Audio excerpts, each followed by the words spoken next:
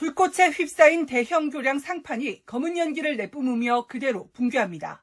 트럼프 대통령은 10초 분량의 영상과 함께 SNS에 글을 올려 이란에서 가장 큰 다리가 무너져 다시는 쓸 수 없게 됐다고 밝혔습니다. 이란 관영 매체들은 이란 수도 테헤란 서부에 있는 고속도로 교량이 미군의 2차례 공습을 받았다며 사상자가 100여 명 발생했다고 보도했습니다. 트럼프 대통령은 이어 더 많은 일이 이어질 것이라고 경고했습니다. 그러면서 이란은 아무것도 남지 않기 전, 너무 늦기 전에 합의할 때라고 강조했습니다. 전날 대국민 연설에서 이란을 석기 시대로 되돌릴 정도의 고강도 공격을 예고한 뒤 실제 추가 공격을 벌이며 종전협상 타결을 압박한 것으로 풀이됩니다. That we are on track to complete all of America's military objectives shortly, very shortly.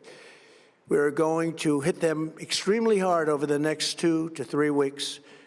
트럼프 대통령의 공격 과시에도 대국민 연설에 대한 비판은 미국 정치권 등에서 이어지고 있습니다. 전쟁의 명확한 목표나 종전 시점을 구체적으로 제시하지 못했고 승리 선언인지 확전 예고인지 메시지조차 엇갈린다는 겁니다. We know nothing more about that after this ridiculous rambling speech. 미 CNN 방송이 최근 미국민 1,200여 명을 상대로 실시한 여론조사에서 이란 군사작전을 지지한다는 응답은 34%로 나타났습니다. 개전 직후 조사 때보다 7%포인트 하락한 반면 강력하게 반대한다는 응답은 43%로 12%포인트 상승했습니다. 이런 가운데 안토니우 구테르스 유엔 사무총장은 기자회견을 열고 세계는 더 큰 전쟁의 문턱에 서 있다며 무력 충돌 중단을 촉구했습니다. If the drums of war keep beating, escalation will only make all of these worse. The spiral of death and destruction must stop.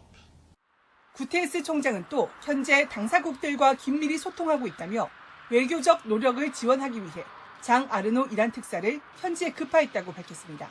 워싱턴에서 YTN 신윤정입니다. 전 세계에 이목이 집중된 가운데 진행된 트럼프 대통령의 18분간의 연설, 미국 주요 언론들은 어떻게 평가했을까요? 먼저 뉴욕타임스는 새로운 내용은 없었다. 지난 한 달 동안 자신의 소셜미디어에 올린 글들을 재탕한 것에 불과했다고 비판했습니다. 그러면서 트럼프 대통령이 전쟁 종식을 위한 협상을 촉구하면서도 이란에 대한 공격 확대 가능성을 시사하는 등 갈팡질팡한 모습을 보였다고 평가했습니다. 명확한 종전 계획이 제시하지 않아서 동맹국들과 투자자들이 실망했을 거라고도 덧붙였습니다. 또 워싱턴 포스트는 이번 연설에 대해 6개월 정도 남은 중간 선거를 앞두고 부정적 여론을 수습하려는 노력의 일환이라고 지적했습니다. 유가 폭등으로 인한 경제 상황에 대해 유권자들의 우려를 해소할 방안을 제시하지 않았고 단지 전쟁이 끝나면 가격이 내려갈 것이라고만 시사했다는 겁니다. 자, CNN 역시 이란 전쟁으로 요동치는 에너지 시장을 진정시키는데 거의 효과가 없었다면서 전쟁이 정확히 언제 끝날 것인가에 대한 새로운 해답을 제시하지 못한 채 이란 발전소를 공격하겠다는 위협만 반복했다고 평가했습니다. 뉴욕포스트와 폭스뉴스 등 친트럼프 성향의 매체들은 이번 연설을 전쟁 성과를 강조한 메시지로 평가하기도 했지만 새로운 내용이 없었다는 데는 이견이 없었습니다. 그리고 그동안 미국의 이란 공습에 다소 신중했던 중국도 트럼프 대통령의 연설 뒤 드디어 입을 열었습니다. 중국은 관영 매체를 통해 트럼프 대통령의 일방적 승리 주장을 무책임하다고 반박하며 앞으로 2, 3주 추가 공세 경고는 퇴각 작전용 으름장이라고 깎아내리기도 했습니다. 현지 시간 저녁 9시, 이른바 프라임 시간대에 진행된 트럼프 대통령의 대국민 연설. 하지만 기대했던 종전 발표는 없었습니다. 대신 트럼프 대통령은 과거 참전했던 전쟁의 기간들까지 일일이 열거하며 다른 전쟁보다는 훨씬 더 짧다는 점을 부각했습니다. 그러면서 전쟁을 빨리 끝낼 거라고 거듭 강조했는데 여기엔 당분간은 철수할 생각이 없다는 점을 밝힌 거라는 분석도 나옵니다.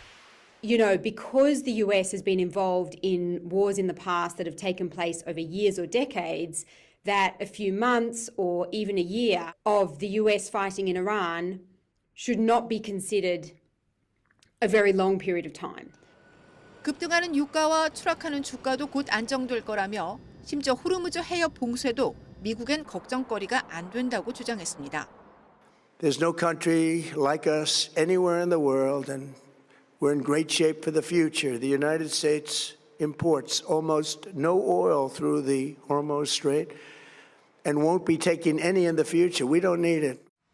전쟁 장기화와 유가 상승에 대한 우려를 불식하면서 성과를 강조하는 데 방점을 찍은 겁니다. This address was partly trying to calm markets and also calm domestic sentiment. 기대했던 종전 선언이 빠진 트럼프 대통령의 연설에 대해 미국 민주당은 목표도 없는 전쟁으로 동맹과 척을 지고 국민은 생활고에 처했다며 비판을 쏟아냈습니다. 언론들도 자화자찬으로 가득한 지지율 만회를 위한 정치 쇼였다고 꼬집었습니다. 하지만 정작 치솟는 유가와 인플레로 고통받는 국민의 고통은 외면해 설득력과 신뢰 확보에는 실패했다고 평가했습니다. YTN 박영진입니다.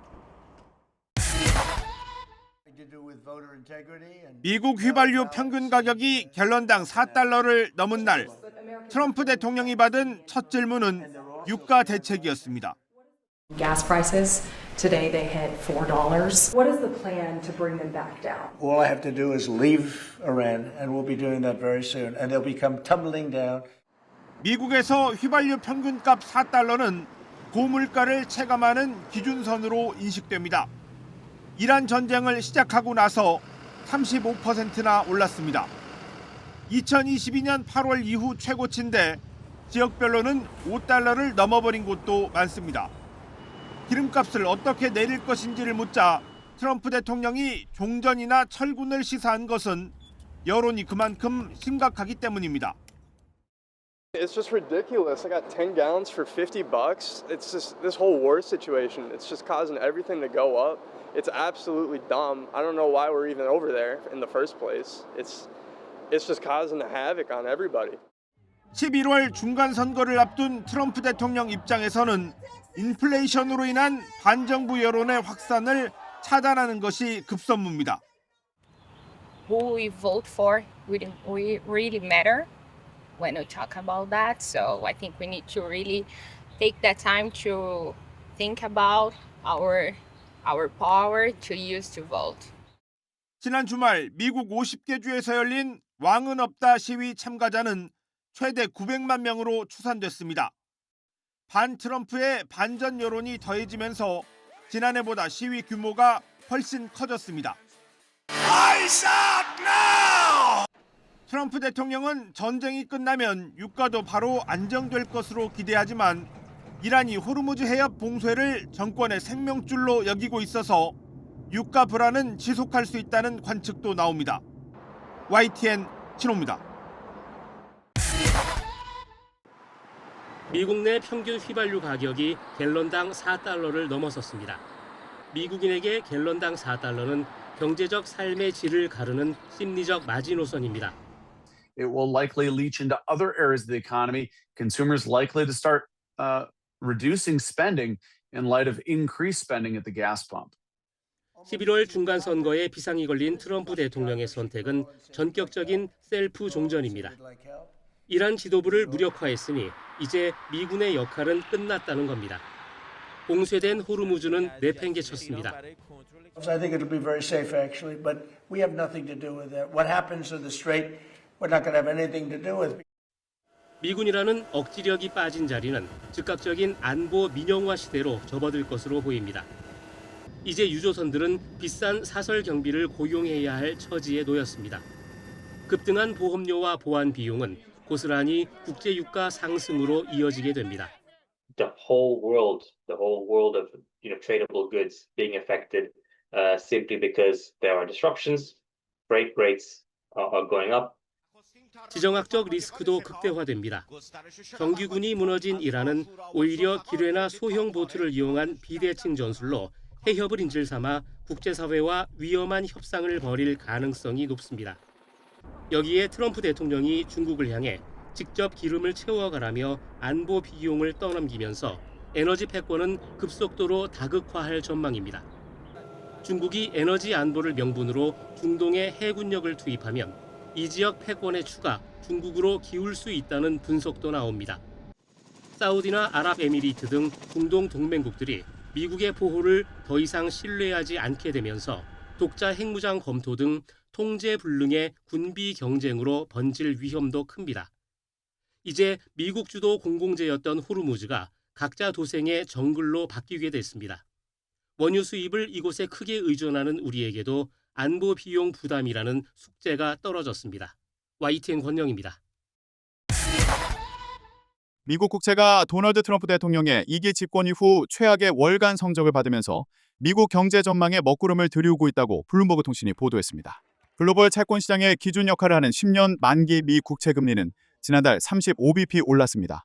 스콧 베선트 재무장관은 이란 전쟁이 촉발한 원유 부족 사태가 해결되고 있고 몇 달 내 국제 유가가 하락세로 돌아설 것이라며 낙관적 전망을 내놨지만 투자자들의 경계심을 누그러뜨리기에는 역부족이었습니다. 미 국채는 글로벌 금융투자 업계에서 대표적 안전자산으로 꼽히며 국채 시장의 변동은 미국 정부의 재정 적자와 현지 가계기업의 대출 비용에 광범위한 영향을 미칩니다. 트럼프 대통령이 줄곧 요구해온 기준금리 인하에 대해서도 시장의 기대감이 빠르게 옅어지고 있습니다. 금리 선물 시장의 데이터를 보면 내년 7월까지 예정된 연방준비제도의 연방공개시장위원회 정례회의 중 그 어느 시점에서도 금리 인하 가능성이 완전히 반영된 구간은 전무했습니다. 이란 전쟁이 발발하기 직전인 지난달 말까지만 해도 연내 0.75%포인트 수준의 금리 인하를 기대하는 전망이 대세였는데 전쟁으로 유가가 치솟고 인플레이션 압박이 거세져 금리 인하가 어렵다는 관측이 급증한 겁니다. 10년 만기 물가 연동 국채의 1년 후 시점의 금리를 뜻하는 포워드 금리는 지난달 31일 기준 3.38%에 달해 20년 만에 최고치를 기록했습니다. 지난 20년간의 평균치인 1.74%를 2배 가깝게 웃도는 수준입니다. 포워드 금리는 미국의 실질 금리 수준을 가늠하는 주요 지표 중 하나입니다. 이처럼 포워드 금리가 치솟는 주요 원인으로는 미국의 급격한 채무 증가에 대한 우려가 있다고 블룸버그 통신은 짚었습니다. 중동의 지정학적 긴장이 계속되면서 국방비 지출의 확대가 불가피해 국가 재정이 더 나빠질 것이라는 인식이 퍼지고 있다는 겁니다. 미 국채 10년물의 금리는 한국 시각 1일 오전 4.29%를 나타냈습니다. 이는 트럼프 대통령이 2기 집권에 성공한 2024년 대선 당시와 비교해 거의 변화가 없는 수준입니다. 베선트 장관은 이 10년물 금리를 내리는데 정책 역량을 집중하겠다고 강조하며 자신의 휴대전화에 국채 가격의 유의미한 변동을 실시간으로 알려주는 애플리케이션을 설치해 쓴다고 밝혔습니다. 이런 구상에 대해 시장에서는 이란 전쟁이라는 악재를 만나면서 실현 가능성에 의문을 제기하는 분위기입니다. 미 재무부는 최근에 국채 금리 급등에 대한 논평 요청에 답변하지 않았다고 블룸버그 통신은 전했습니다. 시민들이 거리로 몰려나왔습니다. 트럼프는 거짓말하고 군인들은 죽어간다. 아들들을 데려오라. 왕은 없다. 독재자 반대라고 쓴 깃발과 손팻말을 들고 트럼프의 권위주의 통치, 전쟁, 물가, 강경 이민 정책 등 가리지 않고 불만을 쏟아냈습니다. Well, I think it's important for everybody to make a stand against authoritarianism and fascism and greed and, all Trump is doing is everything is getting worse. The fact that we're drawn into an illegal war while the cost of living is just skyrocketing. 싱어송라이터로 사회운동가인 브루스 스프링스틴과 배우 제인 폰다, 로버트 드니로 등 영향력 있는 인물들도 함께했습니다. Trump has to be stopped. And that's what No Kings is all about. Because he can't do. 집회 측은 이번 시위에 50개 주 3,300여 곳에서 800만 명 이상이 참가했다고 밝혔고 일부에서는 900만 명으로 추산했습니다. 지난해 6월과 10월 각각 500만, 700만 명이 모였던 것보다 더 늘어난 숫자로 역대 최대 규모입니다. 텍사스주 등 일부에서는 우익성향 단체 등이 왕은 없다 시위대와 몸싸움까지 벌이며 충돌하기도 했습니다. 이번 시위는 유럽을 비롯해 남미, 호주 등 12개 나라에서도 동시에 열려 반 트럼프 정서가 미국 국내에만 머물지 않음을 보여줬습니다. YTN 유재용입니다.